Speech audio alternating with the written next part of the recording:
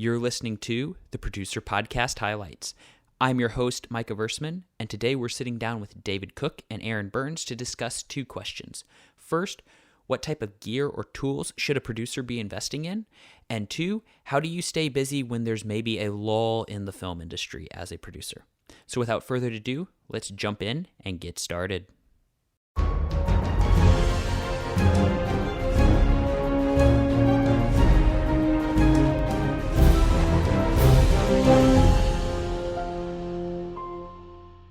Up first, we're joined by David Cook as we look at the question, what gear and tools should we be investing in as producers? I think for a producer, there's going to be certain software that's helpful.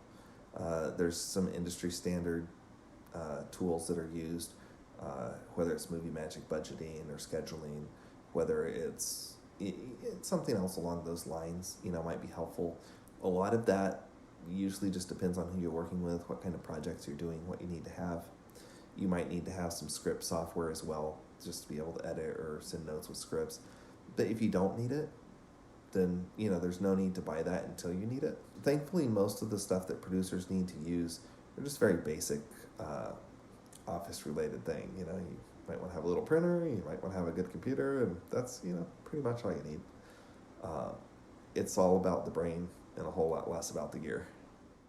And now we'll hear from Aaron Burns. Aaron is the producer on films such as Pendragon and Beyond the Mask for Burns Family Studios, as well as having worked on projects like War Room and Overcomer. There are two things, so not necessarily gear or tools, but the two things that you should be investing in are relationships and yourself. By investing in yourself, I mean that you should be constantly seeking to learn and constantly seeking to improve your craft, to grow in your emotional maturity, in your emotional intelligence, to grow in your compassion, your ability to relate to others, to grow in your faith, and all of those things that means.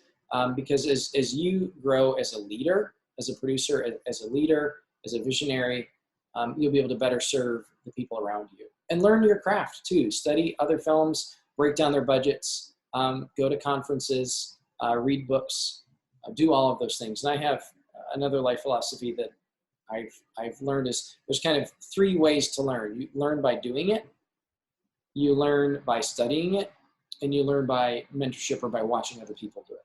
So you have to do all three. And the more you do, the better and better you can become as you invest in improving yourself.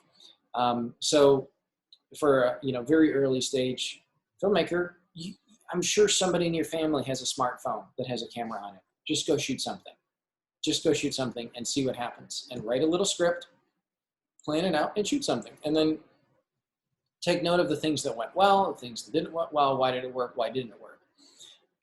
That's the doing it. Then go study it. Read books on producing, watch YouTube videos on filmmaking, and repeat that process a couple times.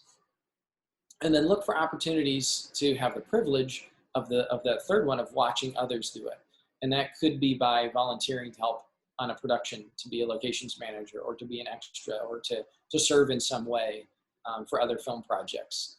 And as you demonstrate that you're willing to help and you're willing to serve, those opportunities will turn into something bigger and bigger. But bring your good attitude and your good work ethic, and just be watching all the time. I wonder why they made that decision. I wonder why they did that. I wonder why they chose to do it this way. I wonder why they spent so much money on that. And you'll learn pretty quickly. So I had the chance to do all three of those things, where we worked on our own stuff, studied, and then after we made a couple of films, got invited to come out and volunteer on other people's projects. And so I volunteered on a couple of projects, and then wound up getting hired on other projects, and then went back and made our own movie.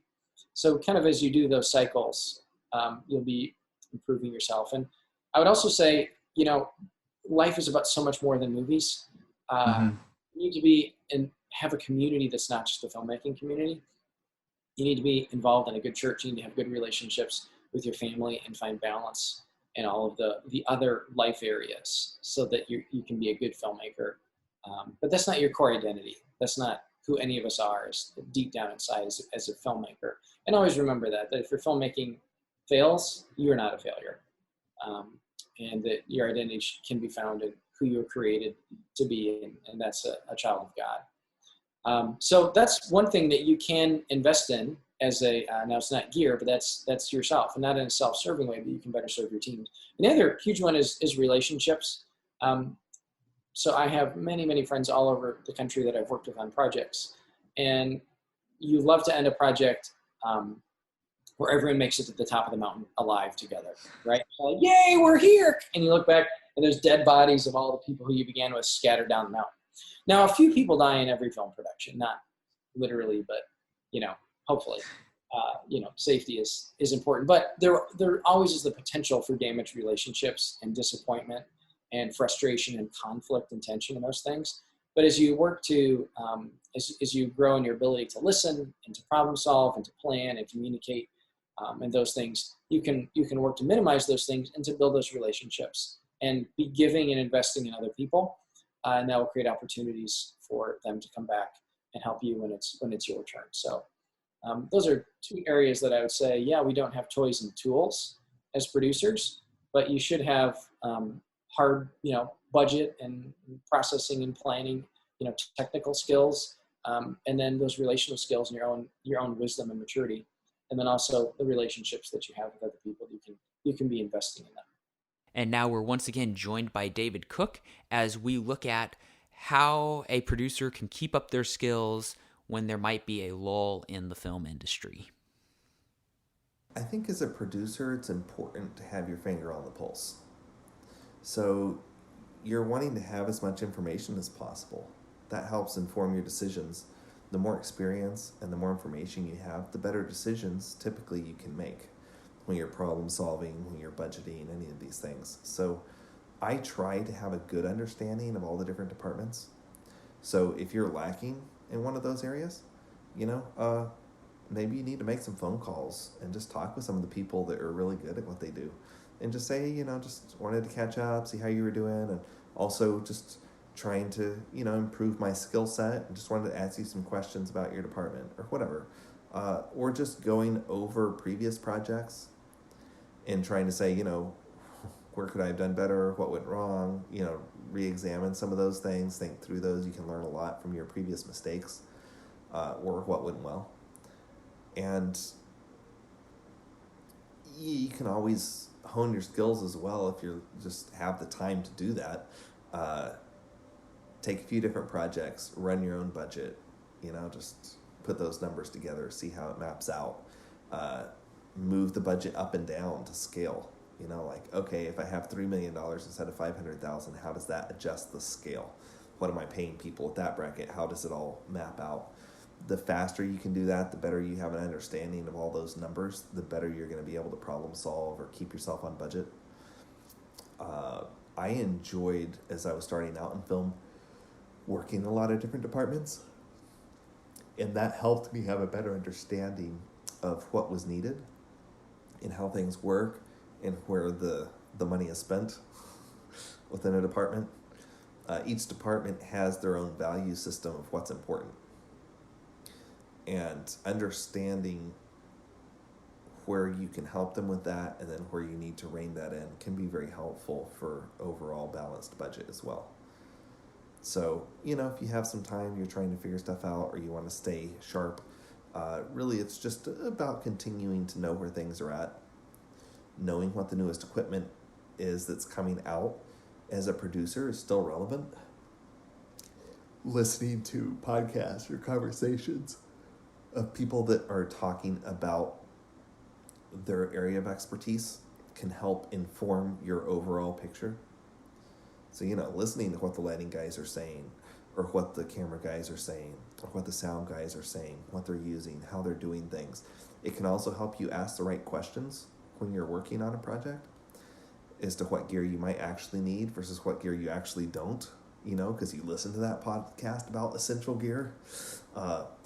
Just knowing the lingo and the verbiage so that when, your lighting technician starts talking about the equipment, or you see the list of the equipment they want to get from the rental house, so that you know what they actually are and you know what they actually need and what this like on the wish list, because they know what's on their wish list. And if you can get it for them in your budget, it's great, because it's going to add that little tweak. It's going to save a little bit of time. But the flip side is if you're like, I don't have the money for all of that, then you kind of say, hey, maybe you can lose this, $1,200 because you already have two and we've already got this, $800 joker. So maybe we can, just trim this down a little bit. And then they may come back and say, well, we've got this scene and the story that call for this, and so that's why we need it. And then you say, well, maybe we can just bring it on for, those 2 days instead of the whole shoot. So, just having that understanding, that basic understanding of the different departments, being able to communicate well, understand what they're saying, it's helpful as well. So, yeah, just cross-train a little bit. Listen to what everybody's saying. And finally, wrapping up today's special episode of the Producer Podcast, we're joined by Aaron Burns to get his thoughts on the question. Well, it's a very good question. Remember that a producer's job, a third of it is figuring out what to do. So It's what to do and doing it. So development never stops. And so in seasons like this, take a big opportunity to pause, to sit back, to pray and think and plan about what should be coming next, and connect with, there's a lot of writers and a lot of people out there who are out of work right now, right? Who don't have anything going on potentially. So go and get some projects in development and start writing some scripts and start making some plans and building connections and those kind of things for the future. So that's something you can always be doing. And also don't forget about animation. Animation and those kind of things are something that's available no matter what. And I wouldn't be surprised if we see, because of COVID in the long term, that taking an even bigger seat. Mm-hmm. So there are plenty of opportunities to do small things, even like you're doing here, a podcast or an audio drama, or finding opportunities to take advantage of your space and your schedule to be creating and be telling stories. There's plenty of them out there. And we did a shoot during COVID. It was a smaller shoot. The movie Courageous that came out 10 years ago, we had another feature film we were supposed to shoot with the Kendricks this past year, but weren't able to we just got COVIDized a number of different times by a number of different situations. But then the idea was had, what if we re-released Courageous next year shoot a new ending for it, redo the post, all those kind of things. So we were able to do a small shoot. It was just, 2 days. We were able to pull off a shoot, thankfully during COVID, to shoot a new ending for the film. And to get that one, they'll be available to be released. So there's lots of other creative ideas like that you could do with content that you already have, potentially, or with, smaller shoots that maybe you can't pull together 120 people to shoot a whole feature, but there are lots of things to do. So you're a producer, you're creative, figure out ways to stay busy. And I will admit the pressure and the uncertainty and the grief and the sense of loss we've all experienced over the last couple of months, it really wears on you. So don't be afraid and intentionally take time to invest in your own spiritual health and, time in the Word and time with your communities that are all broken up. It takes more effort to be involved in church and your family and those important things in seasons like this, because we don't have access to the normal. So take the extra time and make sure you plan in that extra time. Because I know for me, it's been a year full of the potential for anxiety and uncertainty and all of those kind of things. So it's something that we've been really praying and working on to keep an open hand and trust the Lord with it. And it hasn't been an easy one. It has not. So don't be afraid when you find yourself, struggling with those things, to take time and use the community that you have to find that encouragement. And then turn on your creativity and see what you can do.